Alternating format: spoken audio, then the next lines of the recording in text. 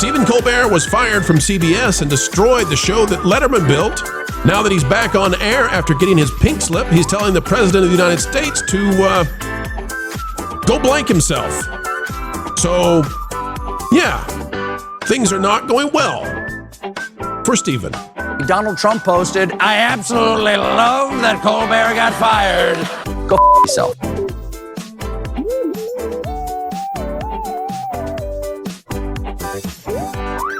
If you thought, I mean, listen, they're gonna spin this, okay?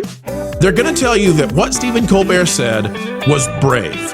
They're gonna tell you that what Stephen Colbert did was to stand up and to go up against the Orange Man at a time he should have quivered and fell into the fetal position.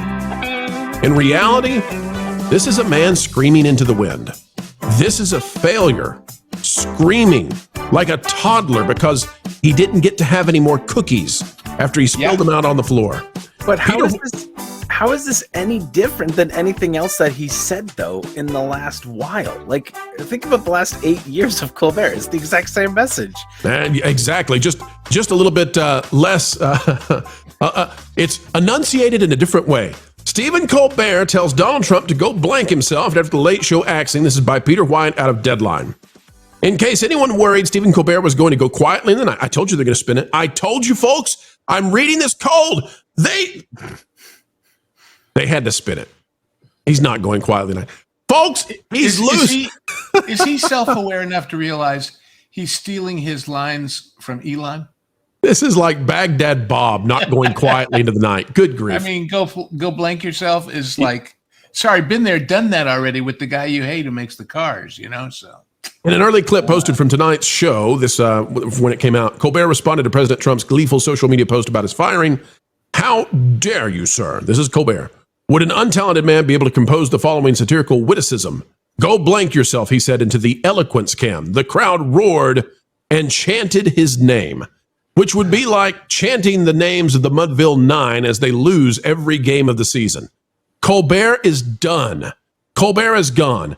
And Kimmel and everybody else who's supporting this guy, listen, it is over, and they can scream and they can drop profanities. It only adds to everybody being excited that they're out of here. You're out, Colbert. Steve, you want to start like a late night show in his place? You want to do that? I've thought about it. And I could probably get more views that were genuine.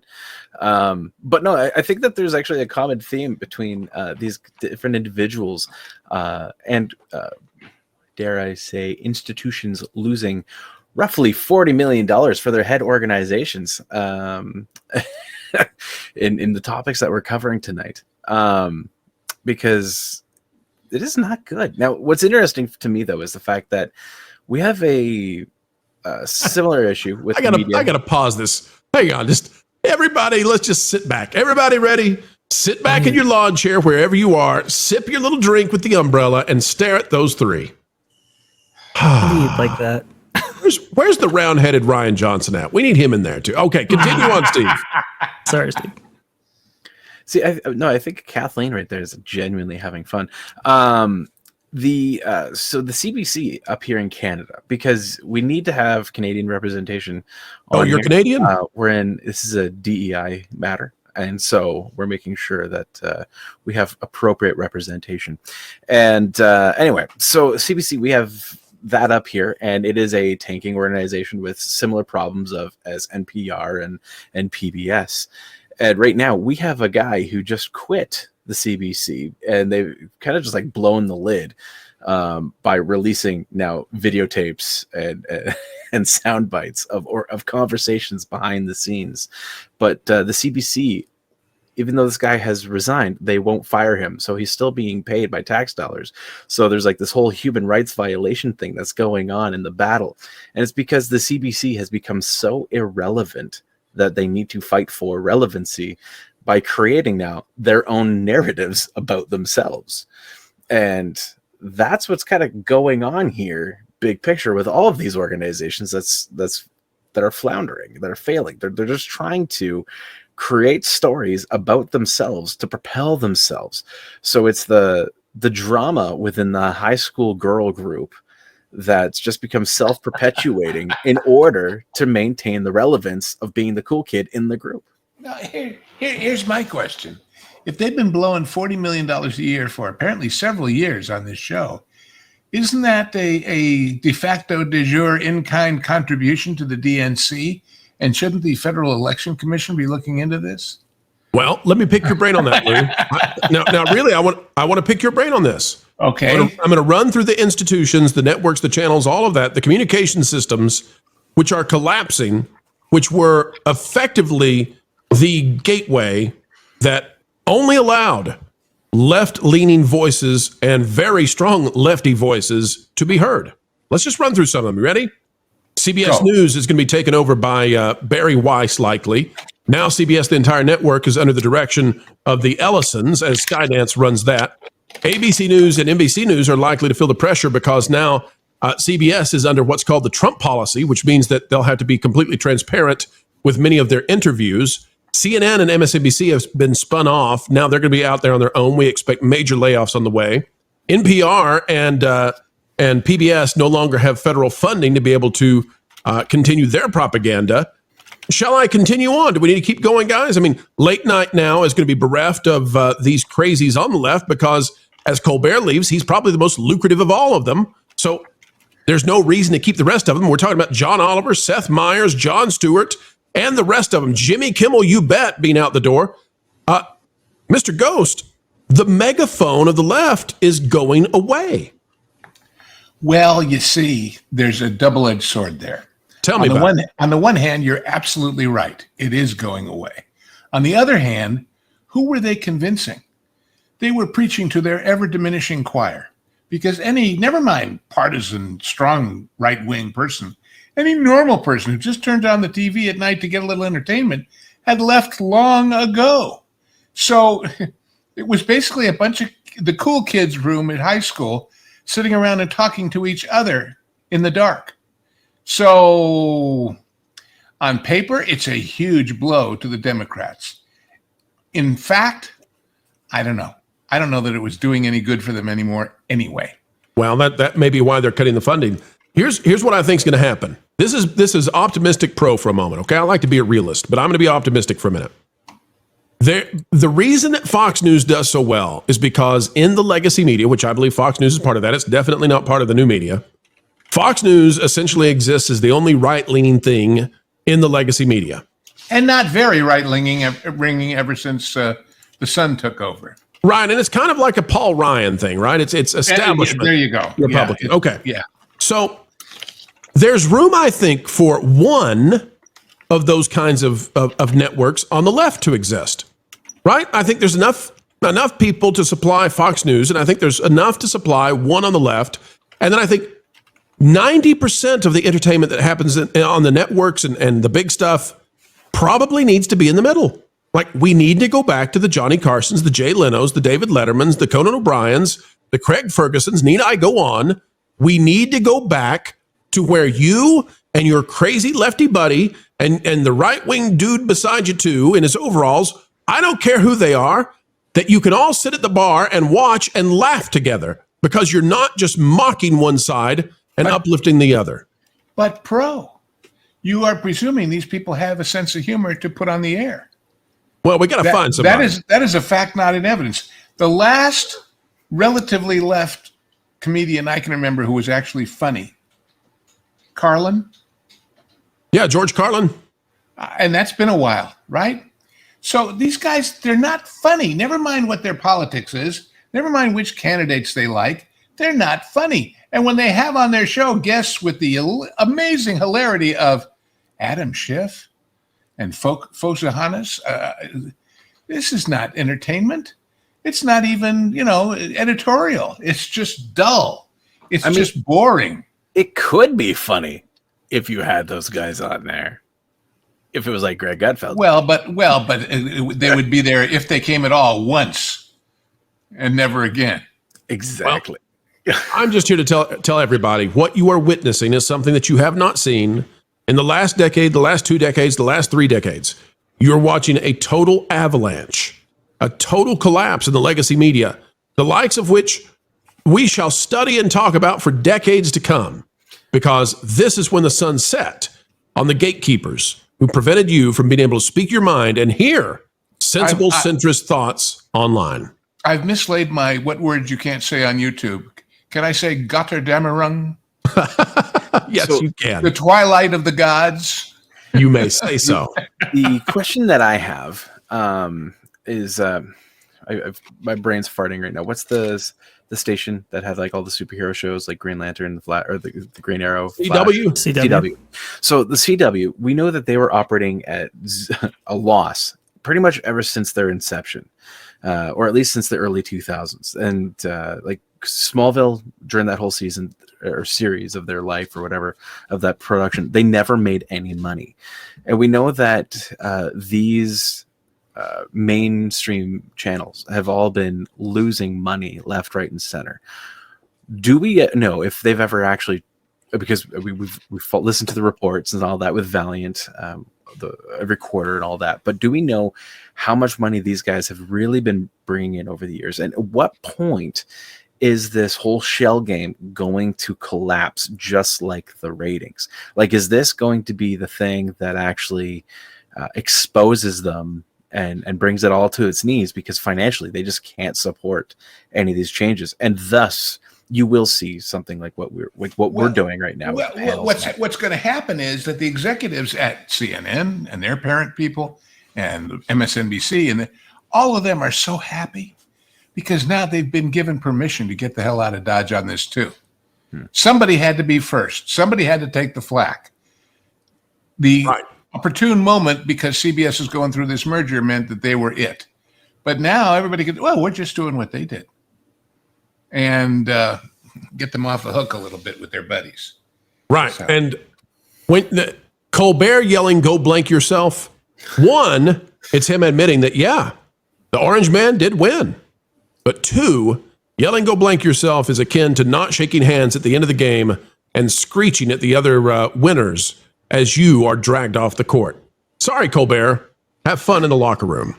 All right, ladies and gentlemen, it's time to dive into the terrible ratings and the collapse of the legacy media. This is a big, big story, and it is underway. Out of Adweek, Tuesday, July 15th, evening cable news ratings, Fox News stays in first. Now, we are here to take a look. Shocked to hear that, my goodness. Shocked, he says. Folks, you won't believe how bad it is for MSNBC and CNN.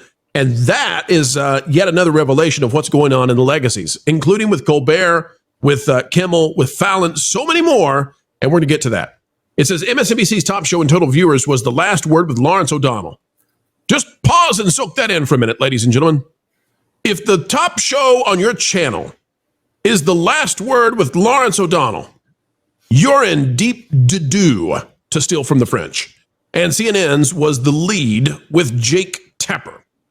We're going to skip this. I do want to say thank you to Mark Mochiro for having this yet again. We go to Mark quite often now, and we get these ratings. Folks, take a look at this. Just to give you an idea of how bad it is, okay? Brett Baer on at 6 p.m. has more viewers, and not even by a little, than Tapper and Melber combined, okay? Laura Ingraham has way more than Burnett and Weeknight together. Waters, same thing. It gets a little closer with Hannity, and then Gutfeld just blows Phillip and O'Donnell out of the water completely, totally. It is crazy. Now, why do I show you this? Why am I showing you just how bad it is for MSNBC and CNN? Because they're being spun off. They're not going to be part of a giant umbrella that protects them anymore. And the reason that they were spun off is because they're a bunch of nonsense when it comes to the economics of how they're funded. Same thing apparently with late night. And has there been a YouTube channel out there that's covered that this was all going to happen? Oh, wait, I think there was. Out of the Nation by Ben Schwartz. How CBS decided it couldn't afford to let Stephen Colbert speak his mind. Now, this is going to come from an opinion of a side of the aisle that I might not agree with, but we want to go to it. I want you to get all of the perspectives possible. Says the network claims it's canceling the Late Show for financial reasons, but the real bottom line here is orange man appeasement. Says last Thursday, President Trump, desperate for the nation to stop talking about his close personal friend, got a momentary reprieve He scored a pair of major victories over his critics, real and imagined, and further reshaped the mainstream media landscape along the lines of his personal vendettas. In Washington, Congress finally cut federal funding for the PBS and for NPR, a goal of the right for decades. To no one's surprise, congressional Republicans did as they were told. They did so even through their rural constituents will be the hardest hit. I'm telling you, the folks out there in Nebraska, they're just going to miss the federal funding to the PBS. It's going to devastate them. And NPR, folks, when is the last time that there was a tornado headed for your town and you said, oh my gosh, honey, get to the cellar and get me NPR on the double. And by the way, if that was true, it's not. But if it was true, wouldn't these people be celebrating? Because they'd say, they're going to be so upset about it, they're going to vote our way next time. They're not saying that, are they? Exactly. That's exactly right. Vash, this is a bunch of silliness, but what it gets to the heart of is that they are losing their minds. They don't want to tell you, though, what a big deal this is to them, losing Colbert. They don't want to admit what a big deal it is losing NPR and PBS and the fact that CNN and MSNBC are going down the drain. Because what all of this means is that for some reason, the corporations decided that it was their job to prop up these losers that cost money, were negative. They never broke into the positives. They were propping them up for political points. And now that everything has changed, the corporations are running away. And the big deal about it is, Vash, that the message will dry up now. And frankly, I kind of think the nation is going to heal, because I kind of think that we might go back to the mainstream middle and the sensible center. I think we're going to flush out these wackos and get some people who aren't crazy. What do you think? It's possible. I mean, people are going to get entertainment in their media in other ways, right? They're always going to do that. So where are they going to go? They're going to go to, well, maybe people with a more right-leaning perspective. And that's, I think, where what you're saying, getting to the sensible middle there. Look, I mean, linear assets, linear television has been on decline for years now. And some people took it upon themselves to really lean into the politics and accelerate that reduction, or that the shrinking of that audience even further than what it was going to do. I find all the political punditry very funny about Stephen Colbert, because it's very clear. Look, if it was over just what he was saying about Trump and how he was criticizing the network and so forth, they wouldn't keep him on for an additional 10 months. I mean, that's just the bottom line right there. They would have taken him off the air immediately if that was really the issue. It's clearly not. I think it's more to do about just the financials of this operation right here. What, this was a $100 million show. It was losing $40 million a year. Who knows for how many years? But I think it was Matt Bellany from Puck News actually talking about how in 2018, I believe CBS Paramount made, I think, $489 million just off late night, and that has declined by 50% since then. Now, obviously, you had a lot of attrition in that space. You had people leaving and so forth, but, I mean, 50% reduction in that is just not a sustainable business model, and people are figuring that out, whether it be late night or, like you said, MSNBC and CNN. Well, what did we estimate? We said in a video that Stephen Colbert was losing, and this was reported, okay? This is out there. Bellany from Puck, P-U-C-K, was estimating that Colbert is losing something like $40 million a year, and has been for years. So there's no economic reason to keep him on the air. There's every economic reason to get rid of him. And we then used those ratings along with the assumption that the budgets are the same, because we went back decades and found out that they have been the same. Anyway, we figured out that Fallon and Kimmel are losing a lot of money. In fact, maybe even more. Floral, it's time for you to walk the plank. What? Why? Because you haven't subscribed to WDW Pro yet. Nor bookmark thatparkplace.com on your web browser to get great articles from great contributors. What?